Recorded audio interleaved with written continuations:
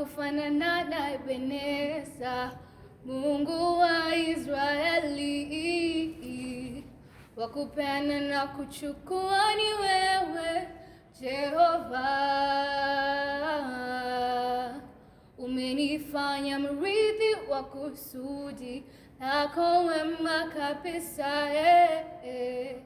Nimtumaini yeye nani ila Ebeneza. Umenibeba juu, haleluya. Umenijenga juu ya mwamba. Mungu umejaa wema na mapendo. Nimeona uzuri wako.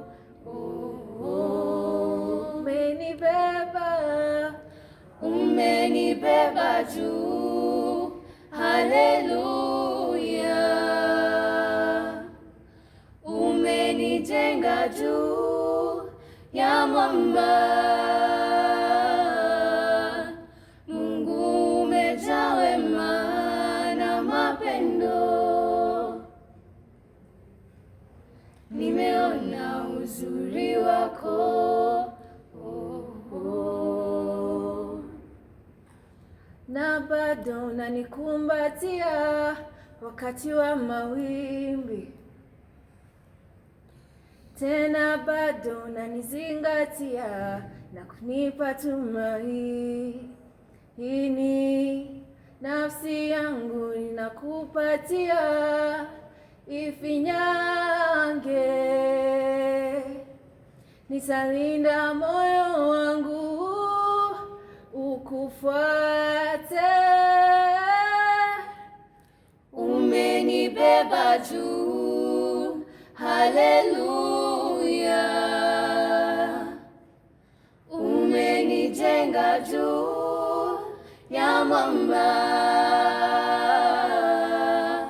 Mungu umejaa wema na mapendo. Nimeona uzuri wako.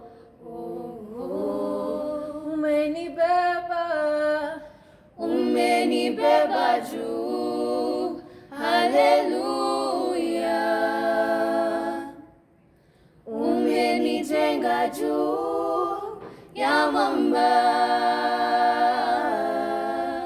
Mungu umejaa wema na mapendo. Nimeona uzuri wako.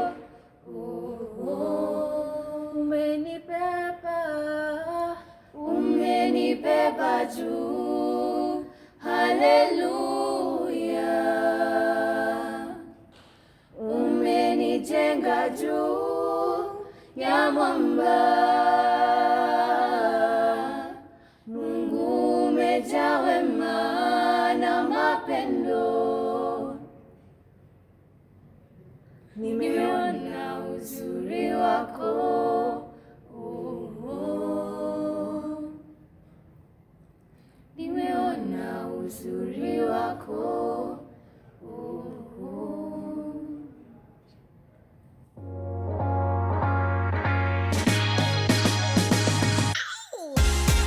Hey guys, and welcome to another episode of PEFA Youth Department Doni, and we're so glad to have you. We're so glad you're watching. I am your host for the day, Ahadi Wamboi, and I have two guests with me today. We're going to be discussing how Corona has affected relationships at work, at school, families, and of course romantic relationships. Thank you, Ahadi, and thank you for having me. My name is Georges Mutinda, a member and a youth of this church. I love the Lord. My name is Abel Koiwa Munze, a member of this church and a youth of this church. I'm an engineer by profession, and then also a businessman. Yeah. How hard has that been? Because for me, I know I want to see my person a couple of times a week. How have you guys handled that? One, her work is so wanting, so she's most at her workplace. So at times, so that one keeps her more busy. For me, my work has been affected. So having in mind that NTSA is not working, I work with Uber, they're not doing any more inspections for cars. My inspection sticker got expired. So, and without that sticker, I cannot work. Yeah. So as for me, most of the time, I'm home. I'm at home. I don't want to do any unnecessary movements. For at least she's at work. So then, so the days that we normally make is maybe on Sunday when she's not going to work. And probably is just some few hours, then we're done. So for her, as for me as a man, I'm kinda okay with that. But not for her, she's really complaining. Actually, nowadays there's that aspect of you don't have time for me, somehow, I don't know, you ladies, you don't understand even with this COVID banner. But you have to be taken out. You don't understand with this. Try to understand us, We are trying to avoid to expose you outside, But at least we are trying, but not the way she will want it to be done. She wants more of what we are doing right now. Yeah, more time. Yeah, exactly, more time. For you? For men, it's never a challenge. Maybe visiting and stuff is never a challenge for men. But for ladies, it's also a very big deal. Especially when you don't show up and you say, I'm busy at work. Kwambia utaoa kazi. Unfortunately for her, or fortunately, when we had just started doing the plans for marriage, she got a job in Mombasa, so she was transferred.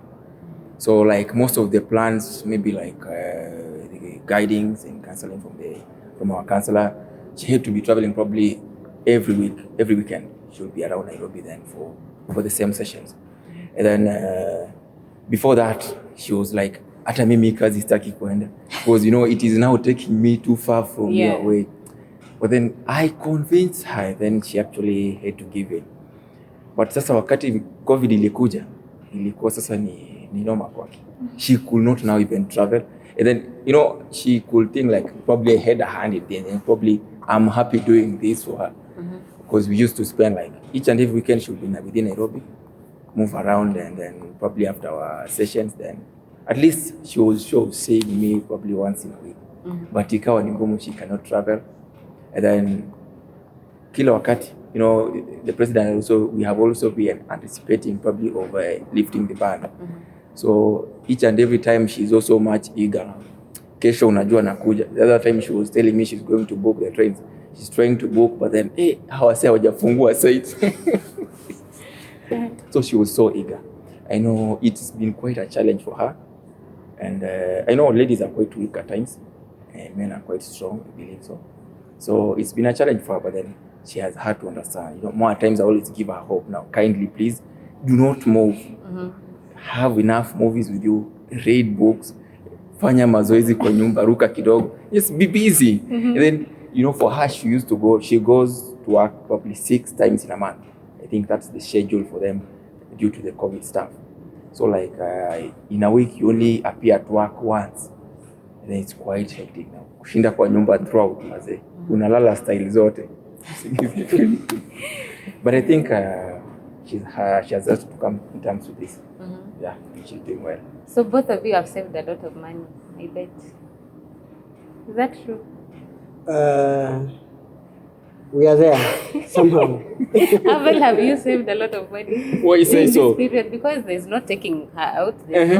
Money is just via Safaricom. Safaricom. You don't have to take her out so that you can spend money. I mean, you ladies know how. If you want anything from us, you can just do anything, okay? I mean, you can just say, I miss this. In short, no, she's saying, I want it. I miss pizza. Exactly, I want it, okay? And I mean, you go online, do it, address and everything. It's done. Even these meetings that we're meeting, okay? I mean, you need to chuck some good amount to her. Because one thing is love. And if you love this person, you don't mind how much you're spending on her. You can spend even the last coin. You can spend the last coin for your love. Okay? So even with the hardship we are facing even in our workplace, we are trying because there's love in us for them, and because we are seeing we are spending eternity with this person. So we don't mind spending. So we don't count how much we've spent on them. So we cannot say we've saved money. No. If there's some to spend with your love, just do it. Yeah. So Abel, you have the same sentiment somehow. Yeah, I actually concur with him. By the time when you have her, at times, when you spend, you can't even feel like you spend it. And like probably it's something that you have scheduled for them, you will feel. But for the lady, for somebody you love, times you can buy anything for her, and probably you wouldn't feel the pain. Sure. But I believe it has also reduced some of the costs, in terms of economy. Akikuuliza pesa ya salon, unamwambia unajua amefunga salons bwana. Corona is the excuse everywhere. Corona mazi hakuna kusuka. Yeah. So Corona has obviously brought a lot of challenges, a lot of issues. The way we interact, the way we get our money. There were people who are spending money on business and all of that, and now there's nothing. Essentially, they're going back to their savings, they're finishing everything. But there's also been the positive side of Corona. What for you has been the biggest blessing throughout this period, Georges? In terms of my relationship? In terms of everything, relationship. So one, as for me, I was not used staying at home, because I used to work. In fact, I used to sleep barely 4 hours, and then I'm awake again, I'm to work. Okay. So somehow nowadays I'm sleeping at home, and I'm sleeping good sleep, at least 8 hours. Like I say, I'm sleeping 8 hours. 2, have become a reader somehow. I don't have time for reading so much, and so this one I've gotten it from my love. She's a reader. She loves reading. So at times she'll send me books. Read that one, read this one, read this one. So somehow it has a positive effect on my side and also on our side. And then I'm also not a movie person that much. I get bored so fast. But nowadays I can watch movies, and good movies, courtesy of her. If she get a good movie, she sends it to me. Sends it to okay, you. And and then the communication. Okay, despite us not meeting so frequently, at least we can talk 1 hour, 2 hours, just talking, and we are happy. At least we are happy. We can share a lot rather than because our job is so hunting. Because I'm driving all the time. Yeah. So at times she would call me, and I'm like, hey, I'll call you back, I'm driving, and I'll forget. Yeah. So nowadays, she's sure when she calls me, Nico, and I'll pick the call, And so, you have no excuse. Exactly. So I've also adapted that one. So we normally talk a lot. And at least it's bringing a lot of so much closeness together. Mm-hmm. Okay? Yeah, 2, cooking. Maze, mimi kwanga msema restaurants bana. I've said almost 5 numbers of my restaurants where I used to eat. Nowadays I cannot tell you what they cook, because nowadays I'm cooking. I'm thinking even of starting a YouTube channel, for cooking. Kitchen with Georges, something of the sort. Because man, I've been cooking. Yani, let me give you my experience. My gas used to take almost 8 months. Now it's taking 2 months, and then I'm like, really? 2 months from 8 months? Okay, I'm doing something. So I'm cooking. So I'm sure even when she comes, I'll cook for her. I never used to cook. What I used to cook is tea and eggs. Nowadays I can do good ugali. Okay. I'm still learning to cook chapati. Yeah. So I thank God for such. So somehow it has just brought some positive, on my side. Okay. And even on both of us. Yeah. Okay. Abel, have you learned how to cook? Hiyo part ya kupika. For me, by the fact that I was going to house somebody, ile niingia kwa mind ikasema now, from 11th you won't be in the kitchen anymore. Okay. So, each and every time nilikuwa nauliza, nikaanza hata kuwa mlezi kabisa before COVID. Nilikuwa nishaanza kuwa mzembe. Kidogo nikisema kupiga laundry kidogo inakuwa no. Hata kupika yenyewe inakuwa no, because I've already set up my mind. There's somebody who is coming to help me. Lakini sasa ati kuna COVID, have to adjust. And then ikawa inasemekana kwamba you have to buy food stuffs and so. Sijui ilikuwa ni kututishia ama ni nini. So we went and bought, we did shopping, nilibuy cereals. Okay, ungekuja kwa nyumba yangu ungefikiria ni kama ni cereal shop. All types of cereals, we told buy dry foods. Vyakula hata sijawahi kuwa nazo. To buy a jiko, sijawahi kuwa na jiko. The first time ya kuosha jiko, I'm telling you, nimeshinda pale kwa balcony. Moshi kila mahali. Same, there was a time I said I've never cooked spaghetti. I don't know how they are done. I think I called my friend Alan and I asked her, hey, Alan, how do you cook spaghetti? And then so she gave me some procedures. So me, I didn't know if you just put a little of it. So with the first round, the whole sachet kwa sufuria. Then man, zinamwagika nje. I'm like, kwani nimefanya nini na sufuria? I didn't know what so I had to share the spaghetti. So nowadays I know if I want to take for a night, I just do just a handful of it, then I can cook it. Same way to ugali. The first round I was cooking ugali, nikaeka unga mob, nikaongezea maji baridi. Ugali sasa hivi. But nowadays I've learned kupima unga. Hii kikombe ya maji alafu unga naeka hii size. I'm good at that. Same way to rice. Nyanya nilikuwa nakata mara 2 kwa sufuria. I didn't know these things, but nowadays I'm an expert. Yeah, so that's awesome. Yeah. Abel, I hope you're appreciating now the fact that you'll have a woman to cook for you. I hope now you understand some of the struggles. Yeah, I do. And you see, I won't take it for granted. When I see somebody probably bringing food on my table, I'll have to appreciate. Regardless of the taste. Wacha nitakubali. Bora ushibe. Bora nishibe. What I've gone through. Yeah, man. Okay, interesting. Yeah, sure. So, has Corona brought you guys closer in terms of you and your bae?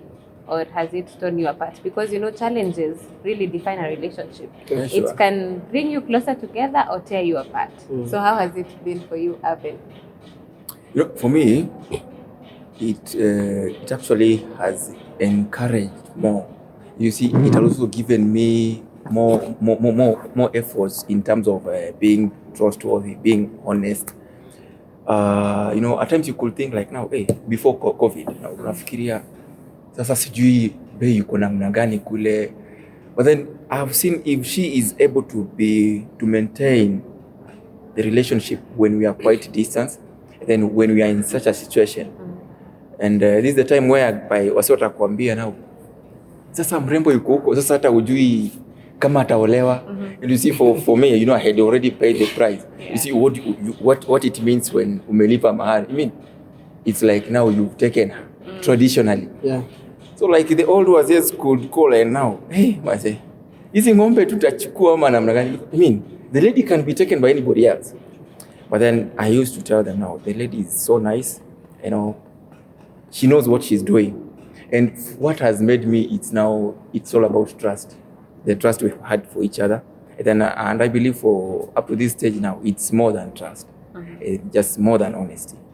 So, imenibuild sana, by the way. If we can go through this together, then we shall come out victorious together too. Judges? Wow. I thank God for the ladies.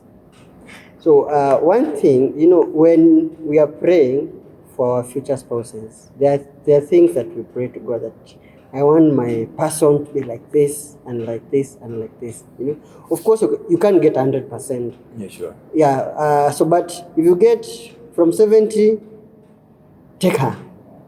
Yeah. So when I met my sweetheart, I think she had 70 of what I prayed to God. 70, 80 there. And even the way I got her and where I got her. I got to meet her. And so we were dating here and there. of course, you can't know everything about her. There are things that you will know when some things happen about the person. So Corona came, of course, and we had no option. It's here with us. And so my job again, because right now, almost 2 months, I've not been working. Okay? And I can sincerely tell you, I didn't get a girlfriend. From day one, I got a wife. Because right now, she's at 90 now. You know, she's at 90. Yeah. Because this lady has really supported me.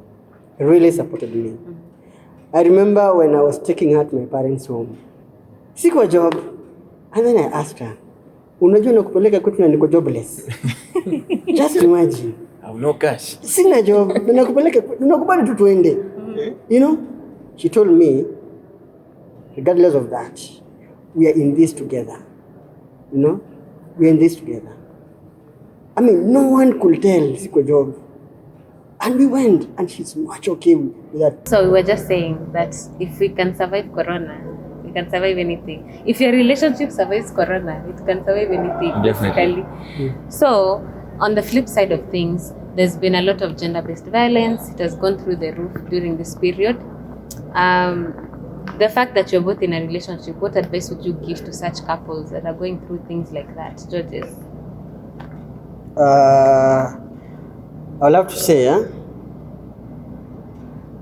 maintain the who you are before this thing began.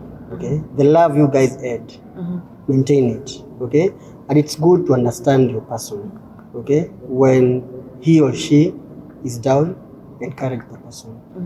I mean, either who is down, encourage them, because this thing is coming to the end. Okay, so we are not here forever. So imagine, I mean, you guys who don't get along during this time, and then you get married, and then things happen. We don't have, I mean, it's not necessarily that we have Corona. Things do happen during marriage. You may lose your job as a man. So will your woman support you? Okay? Will your woman be there for you? So the same way to the lady. Anything may happen. So as a man, will you be there for the lady? I mean, your wife or your spouse or your girlfriend. So maintain what you began when you guys were afresh. And with that, I think it will go a long way. Abel, what advice would you give to such couples? To begin with, as he has said, what is more important is just being true in a relationship. Being who you are, probably for the lady and for the man. Accepting how you guys are. You know, you cannot be like the other. You cannot be like the other couple. Side. So just being real. Kama hauna do mazee hauna do. Then being there for each other. You know, there are times we know I'm used probably to having cash, and you see the lady, I'm used to spoiling her. Then there's a time where probably we do not have no cash. Then most of these stuffs hizi vitu wanapata zinafanya kupotea. So just good to understand each other, being true to each other, being understanding to each other. And then if we have a purpose probably for why we came together, then it's more important than just the other side shows and stuff. So then keep on praying together. I believe when you keep on praying, then God will keep you together. Then hii vitu ingine itakuja kwa kupotea. In short. So both of you guys, your closing remarks, you've had such a productive discussion. What would you say maintains relationships? Like, how do we maintain healthy relationships, regardless of whether there's Corona or there's no Corona? Georges? So one is prayer. Okay?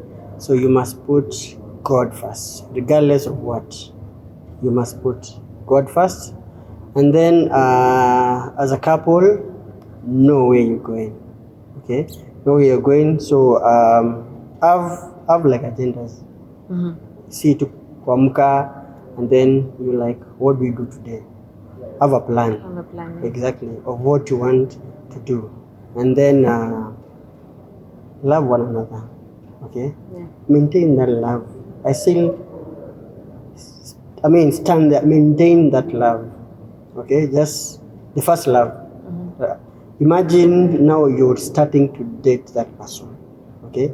So the love that you had when you guys are beginning, maintain that, right? And have a purpose, of course. Okay. And with that, you love successful marriages. Okay. Yeah. Abel.